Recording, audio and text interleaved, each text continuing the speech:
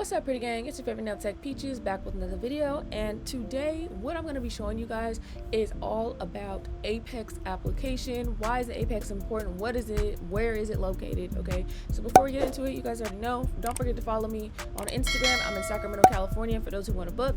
Subscribe and turn notifications on because you do not want to miss out. Don't forget, we got a not polished coupon code. All the other coupon codes and all that is linked in the description below. I got an Amazon storefront if you're looking for some cheap alternatives, and follow me on my personal page if you so please. So the color we're using today is, I want to say it's called Big Lip by Not Polished, because you already know if it's not polished, it's not nothing. And I'm going to start by saying, I know this is a little bit of an odd angle, but I wanted to show you guys from this angle because I felt like it would be helpful, especially from seeing the Apex in the way that kind of maybe I would look at it while I'm applying. Okay, so first things first, I also use a size 20 brush.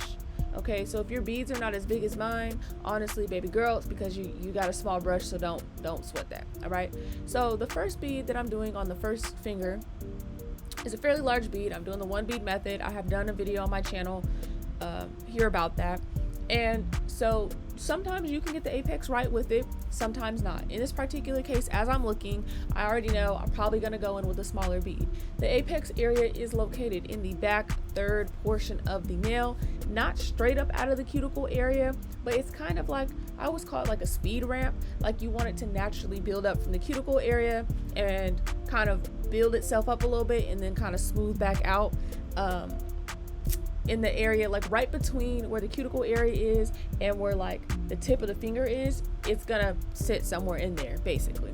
So I do also want to say that this video is like chopped and screwed a little bit. Normally I'll show application fully straight through. I did want to shave a few minutes for time's sake, just because this is really about the Apex area and less about application in general. Okay, so at this angle, you guys can see me twisting and turning the finger because I'm debating on, do I really need another bead, yes or no? And the answer is yes. So this bead is extremely small. You can see where I'm placing it because that's where I feel like there is some flatness in which that will not support the enhancement. So what the Apex does is it is the strength. If you have a nail that is completely flat, right, when you're doing acrylic nails, you will have no strength. If your nail is unbalanced in any way, it is going to severely affect the retention of your nails. Meaning, if this Apex is too thick or too thin, honestly, you've kind of just screwed yourself over. It does take time to basically perfect the Apex and get it right on every single person every single time.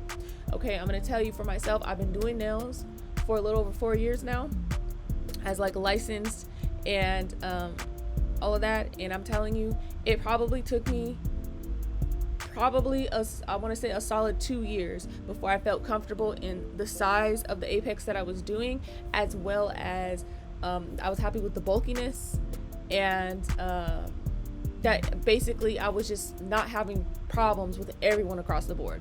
So don't feel bad if it's taking you longer. Okay, so on this finger you can see I'm pretty much doing my 2-bead method that I've told you guys about. I like to lay the first bead down where the nail tip and the nail meet. I blend it up a little bit, pull the rest down in one solid mass. Okay, doing this kind of sets us up for additional strength, so that way you don't have to stress too much about the Apex area and is it going to be strong enough, because we've already set the foundation down by setting the bead where the nail tip and the nail meet, the natural nail. Okay, so from here, all that's left is what goes into this cuticle area. So as you guys can see, where I'm placing it is pretty much where the Apex is going to be at.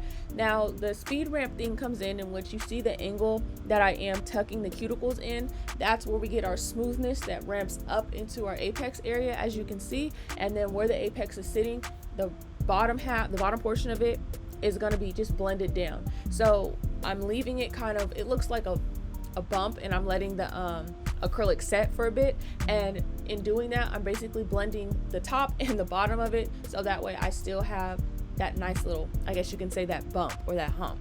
Now from this angle and that I chose, you can see as I move the finger around, you guys are really able to see like how big do I make my Apex, right? So this is pretty much like standard at this length. Please keep in mind, the longer the nail, you need a little bit larger of an Apex. The smaller a nail, the less of an Apex you need. Now I know it's super trendy to make nails that are like super flat. I mean, I have seen some people apply acrylic and they take what, they take in the trash, or what, mowing the lawns? Or washing the lawn. power washing the walls. That's what they're gonna do while I'm explaining this important lesson today. Okay. Well, all right. So, anyways, yeah, I've seen some people do some pretty flat nails. I've even heard clients complaining that sometimes their nails have been so flat, like lack of acrylic, that they're still bending when they leave. You guys, it is such a delicate process because every little thing matters. If the nails are still a little flimsy after they dry, you're not using enough acrylic. All right. If people are doing the most minuscule things and the nail is breaking, your apex is probably not all the way there. Everything is not always blame on the client's end, because this portion right here, what I'm showing you, is very important to the strength of the nail. So as you can see, we're going to get another bead. It's not too big or too small of a bead. Like I said, we're going to place it there and we're going to let it set up, which means we're going to let it kind of gain its substance. Now, red is not the best way to show you guys this, because I have to work a certain way because it's red. Red can be very difficult to work because you don't want to stain the person's finger. So you guys can see how I kind of blend around it as it's setting up, as it's solidifying and it's polymerizing. I'm basically blending around it so that way I can still keep that quote unquote bump or hump. Everybody always says that, you know, that hump, that bump, that lump. Okay. Now maybe you would have expected that the apex area would be a little bit bigger, and I completely understand that. However, clients who have oh no, they didn't. Sorry, y'all. So clients that have fingers that are on the thinner side or, you know, smaller nails, they also don't require a large apex. So there's a lot of different things that go into it. Again, I know this can be a little bit of a hard concept to grasp because there's so many tutorials out there, and there's a lot of people that are kind of just, I'm sorry, there's a lot of people copying other people's work. They see someone who is popular and like, oh wow, that looks so good, I'm gonna do that. But you guys, you gotta take in consideration that there are things that go on behind the scenes that matter. Okay, a lot of people aren't even showing their retention or even talking to you about, you know, the full process of things. So just please keep that in mind while you're watching videos. So again, with this one, I'm gonna go ahead and I'm gonna do more so of the one bead method to start off. And I'm gonna think about, okay, do I need more acrylic? Yes or no? Now, typically, you're gonna want to analyze the situation as it's drying, so that way you know how to proceed moving forward. And this is why I use methods such as tapping and patting rather than swiping down, because you see how gently that I'm actually moving the acrylic. I'm letting it kind of set up and do its thing. Again, that also kind of, the color also kind of plays a part in some of that.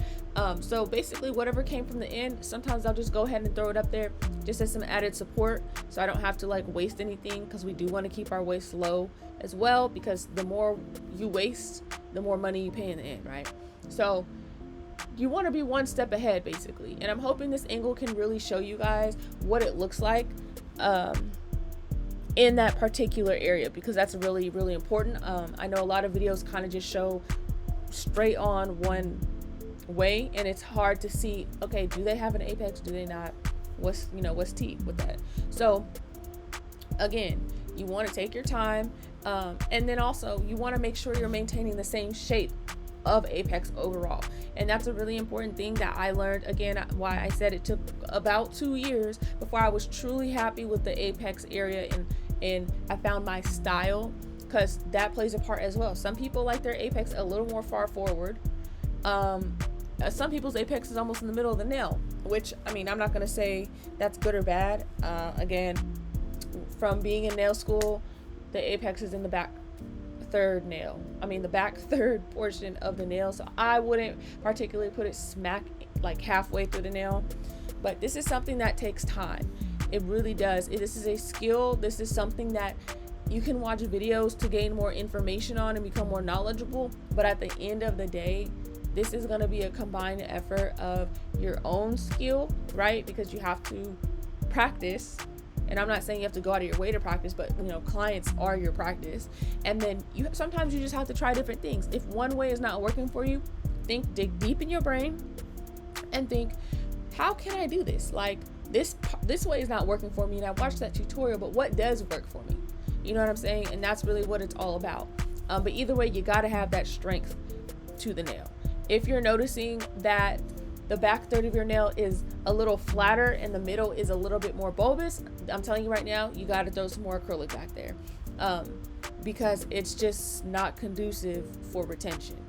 Okay, so again, here we go, getting ready to throw that apex up in there. So you can see, I would not say that your nail should be the exact same thickness all the way to the tip, because obviously you need apex. But me personally, I don't like the look of the tip super duper thinner than the nail, like the rest of the nail, if that makes sense.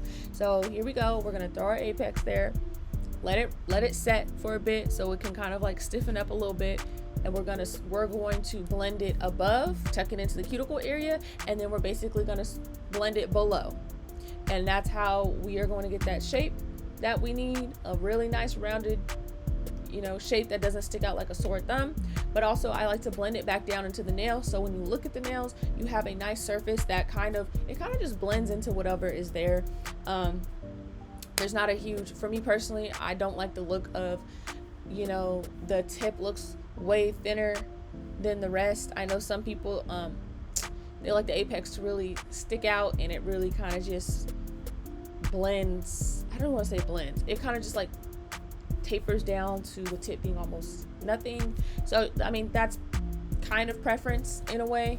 Again, you kind of want to just make sure it's not off balance or out of whack. But once you get the hang of it, you'll know, because everyone who comes back for a fill, you're gonna be like, who the hell did this? Like, girl, this ain't it. And that's how I realized I was getting better with the apex area, because less people were breaking stuff all around. And then also when people would come back for fills, I just absolutely noticed that my work looked more streamlined and things like that. So don't be afraid to try new things, like, regardless.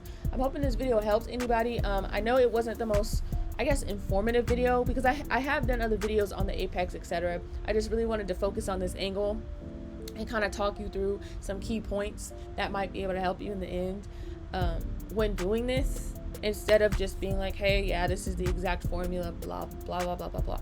So this is what it looks like after application. You can see it is pretty even across all fingers. They do look like they have plenty of strength. This is what they look like after shaping. Hope you guys enjoyed this video, and you already know I will see you guys in the next one.